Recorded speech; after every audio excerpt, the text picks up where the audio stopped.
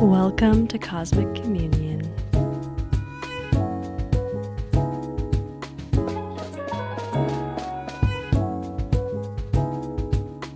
So much of this 22 energy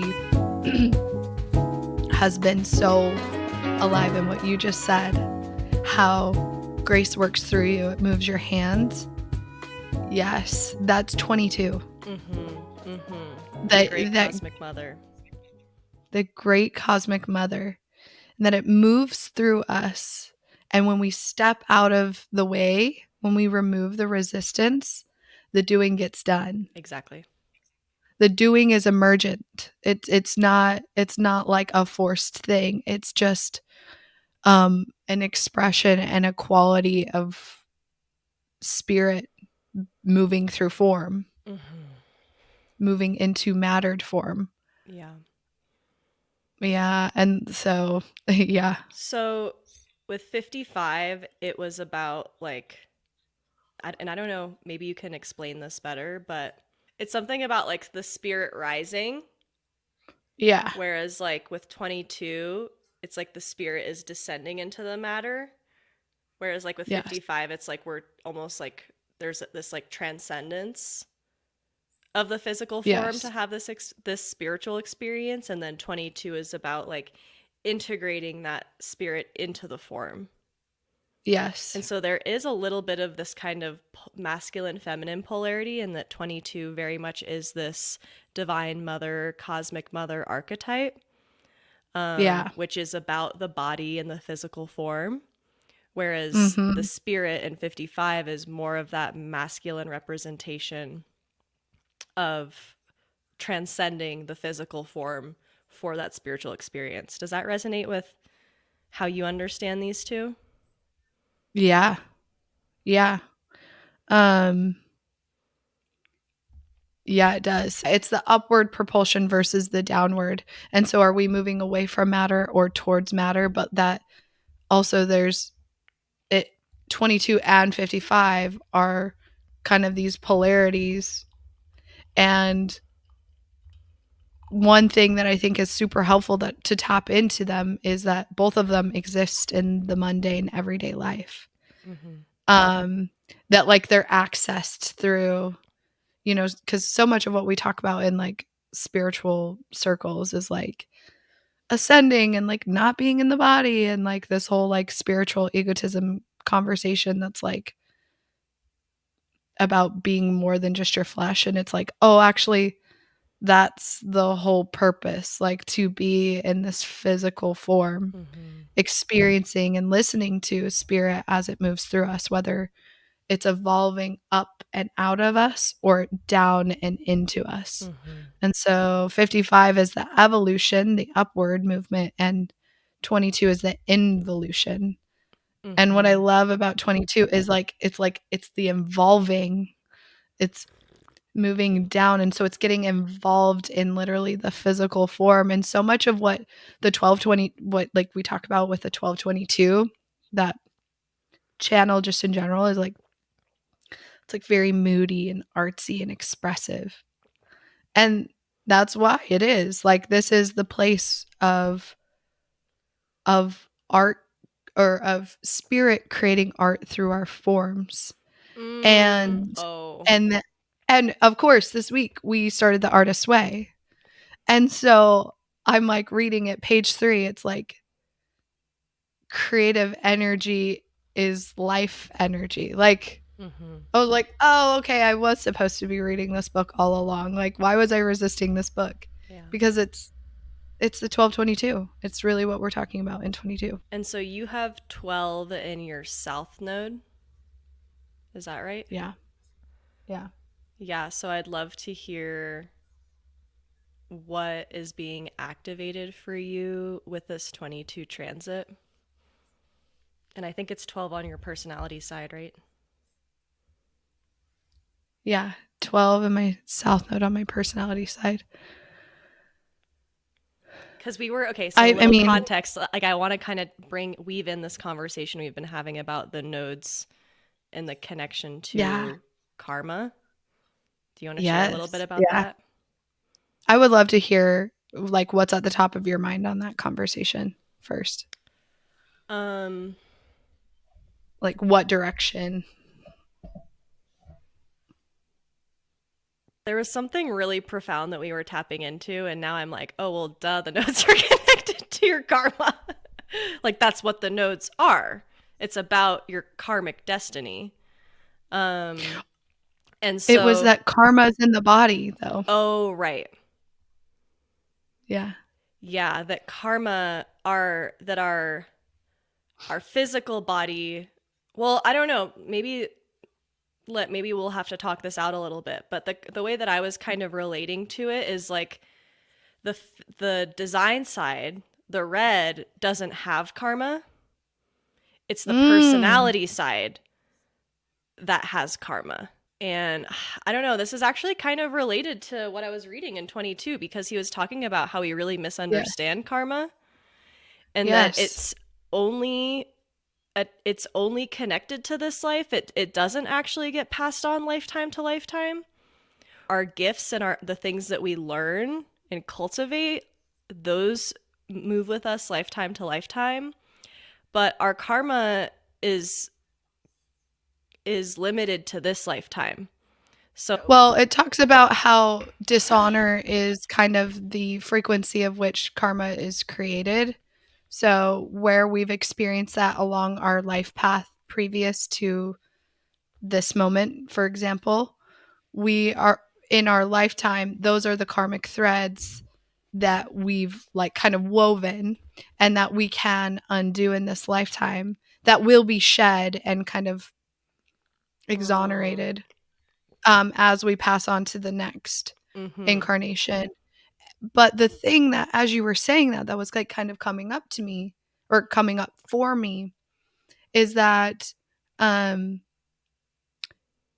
so in human design lore, the design crystal is said to kind of come from the iron core, the center of the earth.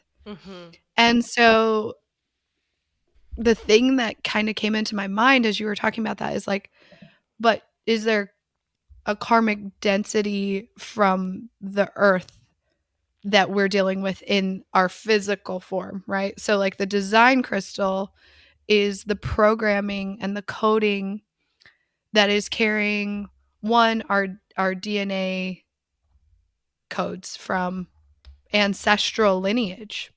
So the people who came before us. So I think like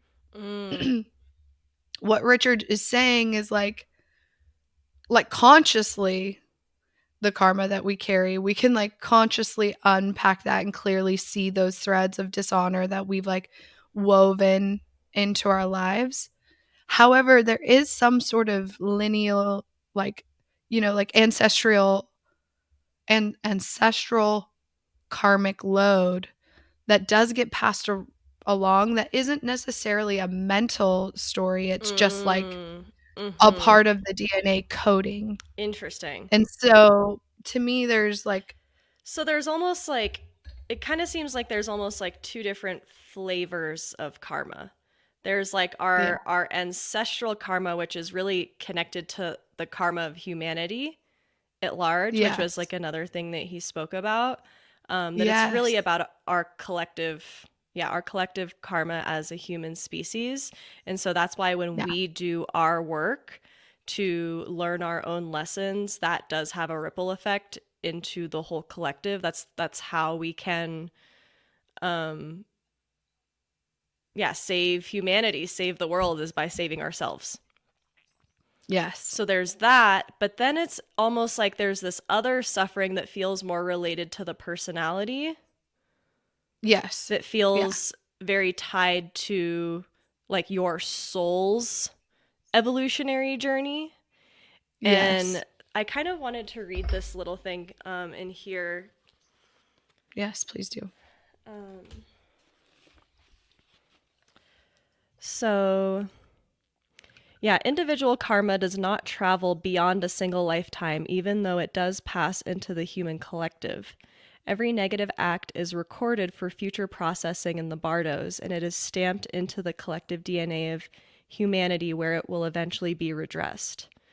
Contrary to popular beliefs, the conditions of your external physical life do not reflect your actions in past incarnations. The level of transparency of your causal body, which is the soul body, attracts the incarnative environment it needs to further its own evolution, whether those conditions are seen as good or bad. At the higher levels of transparency, the causal body will often take on greater suffering because there is a greater compassion manifesting through its vehicles. This is something that I have felt like oftentimes, like when you have signed up for a bigger assignment, that comes with bigger challenges because you need that density as the prima materia for the alchemical process to create that big magic. Yeah. And so all of the gene keys that are like repeated numbers, so 11, 22, 33, 44, and 55, those are all kind of these like special keys. And so this kind of brings me back to the 44, which is all about karmic relationships. And in the city of 44, he talks about these core fractals that come to take on the sins of the masses to liberate that fractal line. Yeah. And so that sentence that I just read feels very related to that, where it's like there are certain beings that come here and sign up for these extra big challenges. Like I think of Kyra, for example. This woman, she wrote the Sophia Code. She wrote the Sophia Code, and she is a survivor of elite human trafficking and like the most horrific, like beyond what any of us really, it's just like so horrific, her story. And I've heard her speak about it, and that like I came here, like she shares that she signed up to have that horrific experience being trafficked because she's here to bring light to this darkness, like to what is happening. Yeah. And so that is like a huge feat that's a huge task to expose this. Yeah, I don't even want to get too much to the details because I don't want our podcast to get flagged. But you should go read the beginning of the Sophia Code. She talks about it, and I can also link some podcasts where she speaks about it in the show notes. But to expose darkness at that level, and alchemize darkness at that level, her physical vessel had to experience like this horrific level of trauma. Yeah. And so often there is this misconception that, oh, she had that experience of being trafficked, so she must have like done fucked up shit, in other lifetimes. And that mindset is actually the distortion, I think, of this like purity mindset that we get from Christianity, from distorted Christianity. That is like, oh, like when you mess up, you have to pay. Yeah. And yeah, that's not true. Yeah. Oh, I have so much percolating from that. No, I literally like, there's so much. I know. There's so much there. I kind of want to something that's like coming up as this conversation that you had with Jasmine Nenna around like sin and like the guilt offering and like all of that. I don't know if that's the direction that you want to go into, but that just kind of came to mind. We've been having this whole conversation around debt and like what the energetic of that really is, like what energetic debt is really about, where that comes from. Sorry if I'm just throwing more things in the field. No, actually you touched it because I was thinking, my brain went straight to that conversation, this guilt offering and this distortion inside of Christianity, and probably you see it in most organized religion, where we talk about this idea of sin and debts of the soul. And the thing that is coming up as we're kind of like, we're talking about this kind of divergence of karma between the body and the personality, right? So in human design, we have the design crystal and the personality crystal. And so there's this kind of like, there's a juxtaposition of even just our material experience here in this lifetime. And it just brought me back to this kind of this part that I was starting to speak to of like the collective sin, the collective wounds that are being carried. And you know, the story of Jesus, he comes to pay for those sins. You know, he's on the cross, nailed to the cross.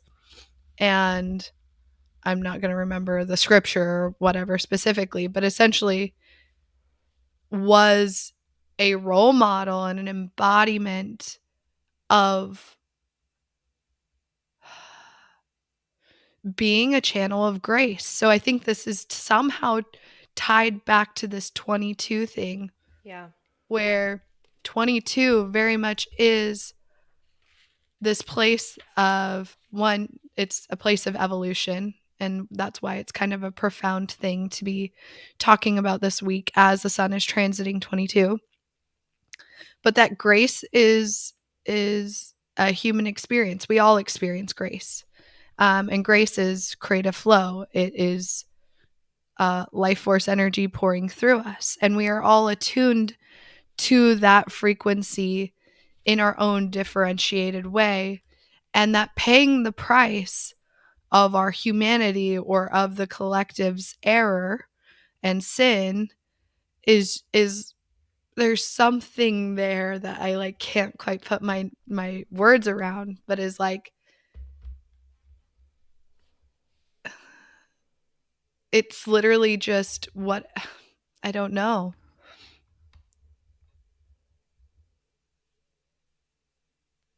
Yeah, there's something there. Maybe we'll get to it. Maybe we'll get to it.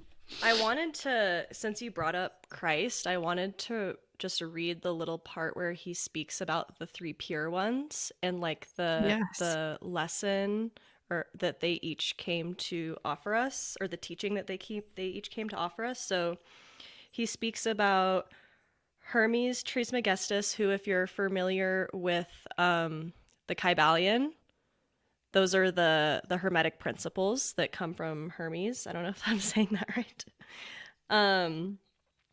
And so Hermes came to teach us alchemy and high magic. So all alchemy concerns the transmutation of suffering through alignment with divine will. Yep. Okay. And so that one is connected to, divine will is connected to 40, which is one of these, what does he call them in here? Yeah, connected to the 7 sacred seals in the Siddhic states. So that's connected to the first sacred seal, divine will, the 40th city. Christ, his fractal, so essentially, yeah, there's like these 3 fractals: Hermes, Christ, and Buddha. These 3 fractal teachings, which are really all the same teaching but in a different language. Christ's fractal represents transmutation of suffering through love and sacrifice. And then the Buddha's fractal represents the transmutation of suffering through wisdom and compassion. So, 22, the whole teaching of 22 is about these pathways to transmute our suffering, which is our karma, right? And that was the language that I think that I was falling short of, or like not being able to connect to, which is this is literally a place of transmutation. Yes. Where the grace is flowing through us and showing us these levels of like friction or dissonance in our experience that then result in these dishonorable actions that create karma in our reality. But we literally have in 22, the amino acid is proline, and I did a little bit of research on proline. Proline, one of its commonalities wherever it's found in the structuring of like in physiologically in cells in the body is all about structural integrity. So it Ooh. provides, yeah, like it's this place of it's upholding, right? It's creating space for grace to flow, for transmutation to take place, for the magic to the alchemical process to unfurl, Wow. essentially. And so kind of back to what I was saying with like this example of Jesus on the cross suffering for our sins, it was like it was a transmutation, Mm-hmm. right? It was a Okay. I Oh. I accept this burden of what it means to be human. I don't like it. I don't want the suffering, but I accept that in this form, I'm a vessel of transmutation. Yeah. So, through the teachings of Hermes and the Magi, the teachings of alchemy and transmutation came into the world. Buddha brought the teachings of karma and rebirth, and the Christ brought the teachings of forgiveness and atonement. What is atonement?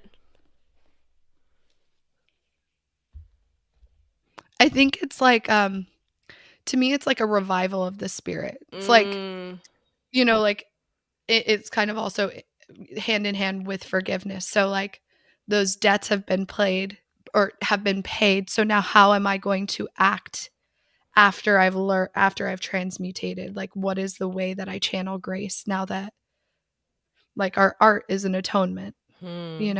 Our expressions are an atonement. Yeah. Actually, I want to look up the actual definition real quick Yeah. to double check. Yeah, and in the meantime, I want to go back to what you were saying about accepting the suffering. Acceptance is the first step in transcendence. That's from the 60th Gene Key Bridge Gate. Acceptance of limitation is the first step in transcendence. So the more that we Mm, fight with our suffering, the more we suffer. The more we accept suffering as a part of life, that is what transmutes the suffering itself. So we suffer less. yeah. And Wow. oh my God, just kind of now reflecting back on this past week, because we're recording this and the sun is in, I think, 22.5 or maybe even 6. So Yeah. we're like at the end of the 22 transit now. It has been non-stop alchemy and transmutation. Really, Yeah. we're both losing our voices. Throat, like literal throat transmutation. Yeah.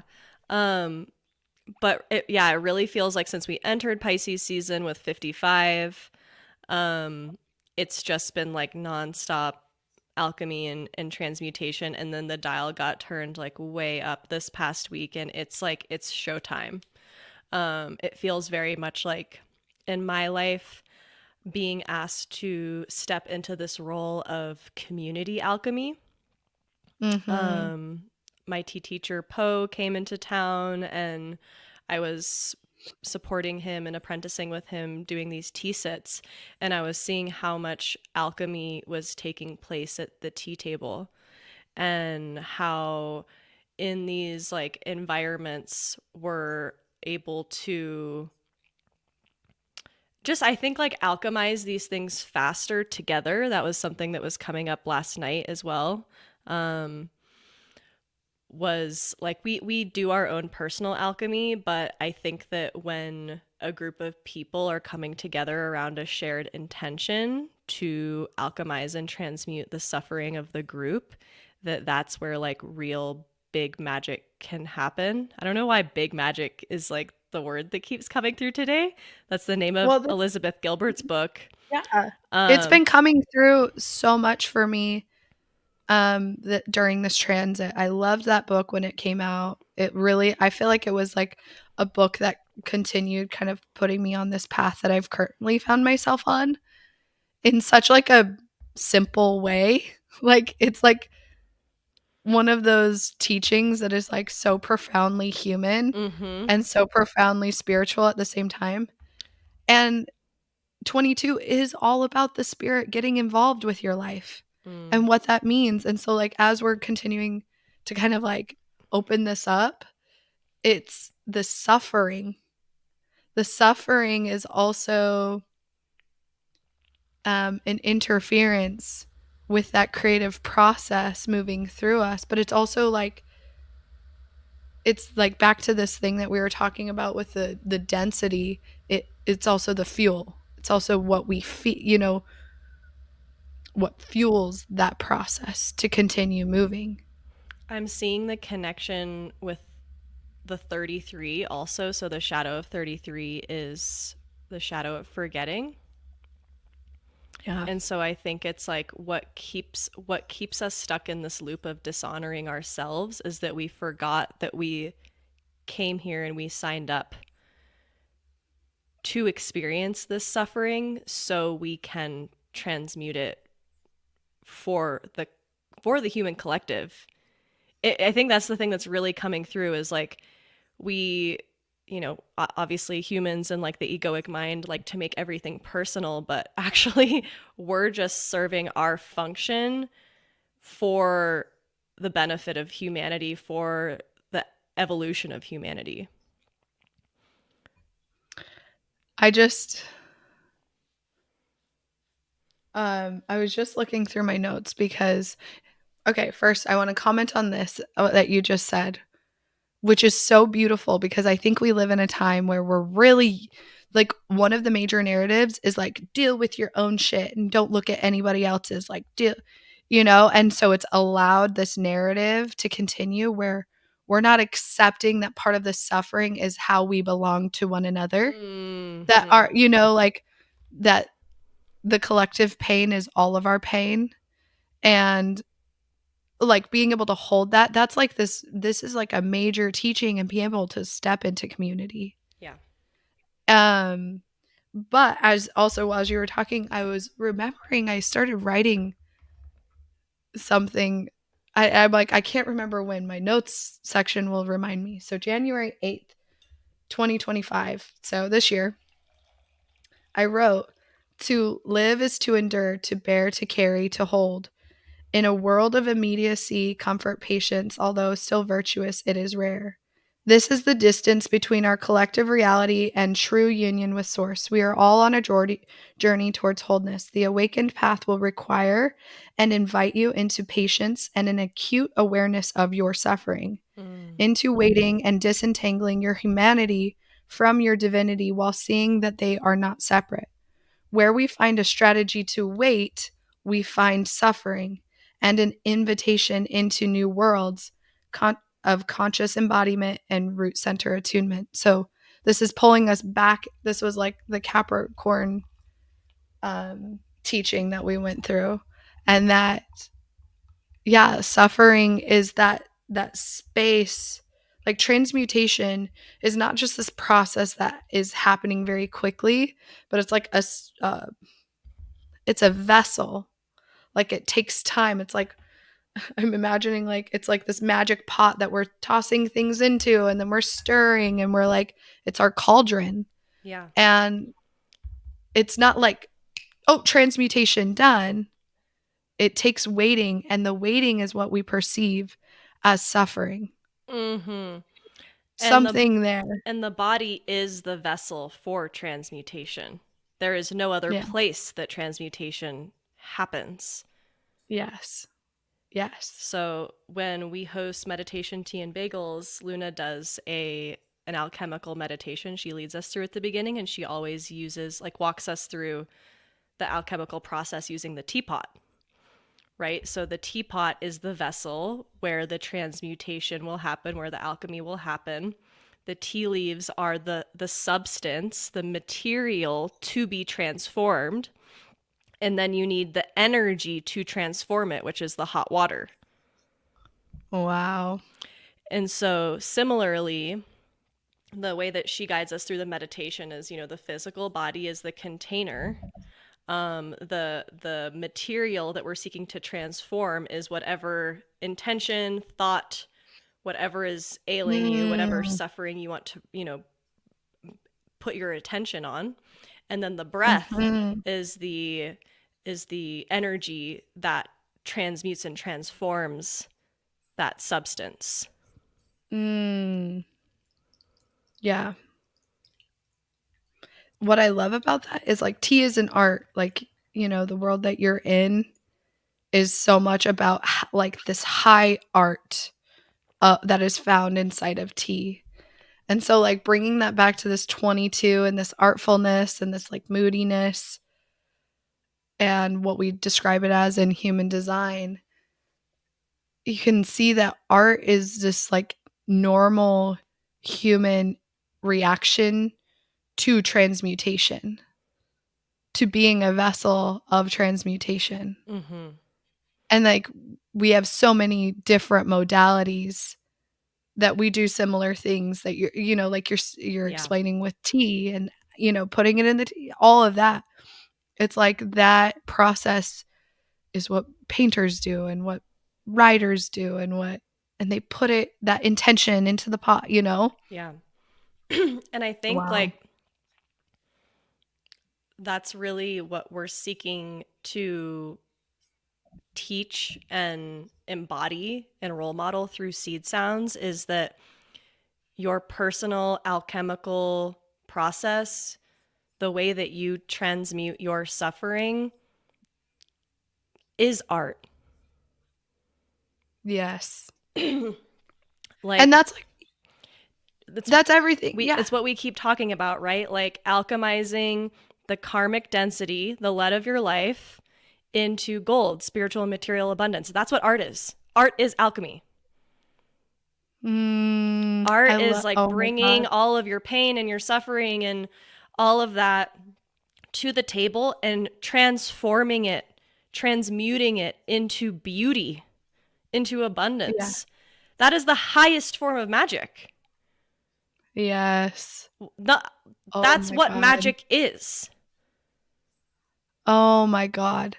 And like what I heard when you were saying is like art is also our power, right? So the solar plexus, this solar plexus season is teaching us about the seed of our power. And so our power is generated from this willingness to harness our suffering, to harness these experiences of our lives that are not necessarily what we desire, what we want, but are, like back to what you're saying, the prima materia of our power. And that we can transmute what we don't desire into what we desire. Yeah. But like we have to do the work. That's we have to use our own power and our own magic in order to do that. It will never just be delivered to you on a silver platter, like without that conscious co-creation and participation.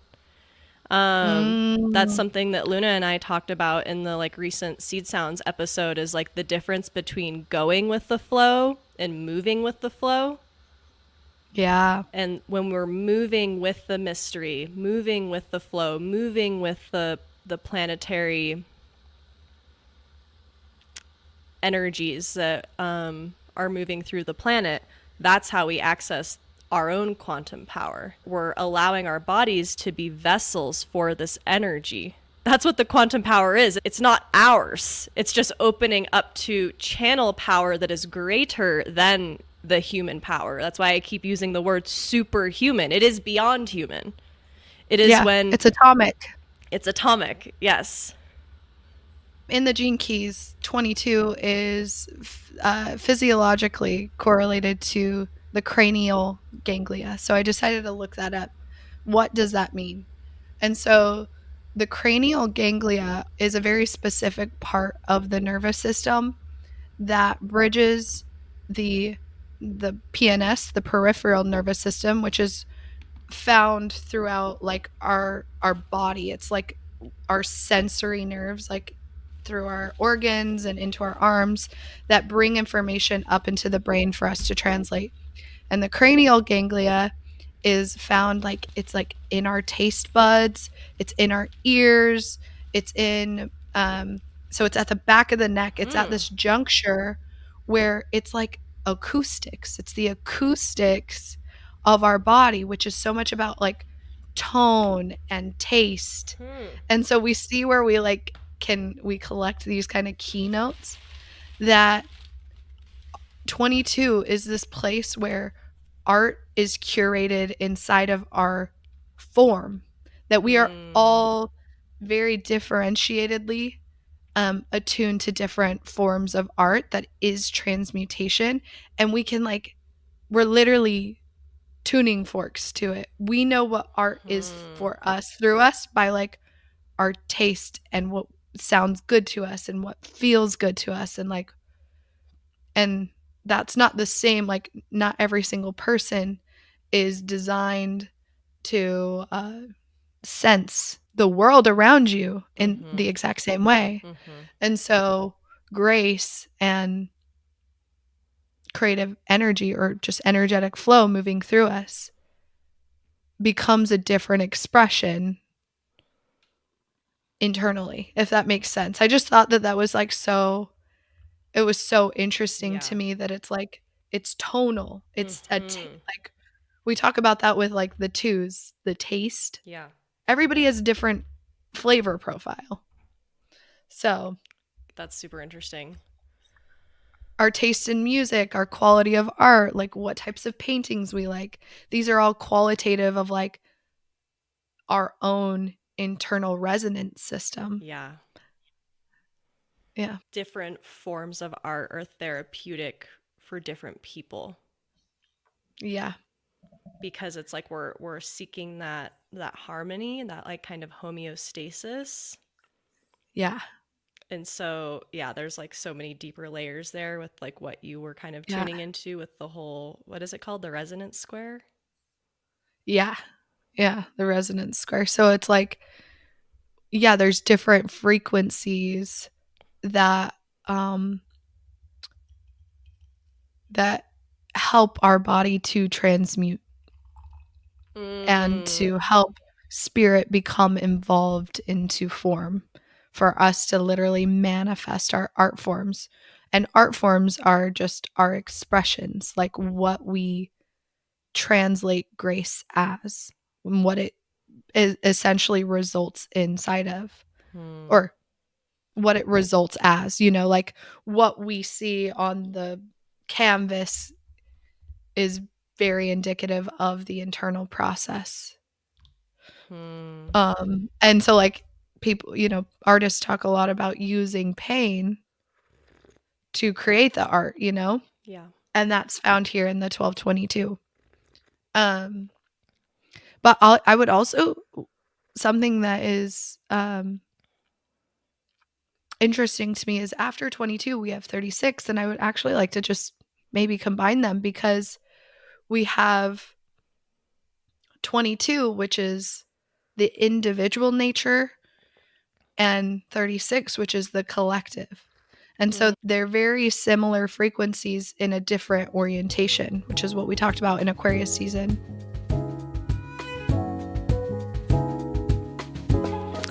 Thank you so much for tuning into this episode of Cosmic Communion.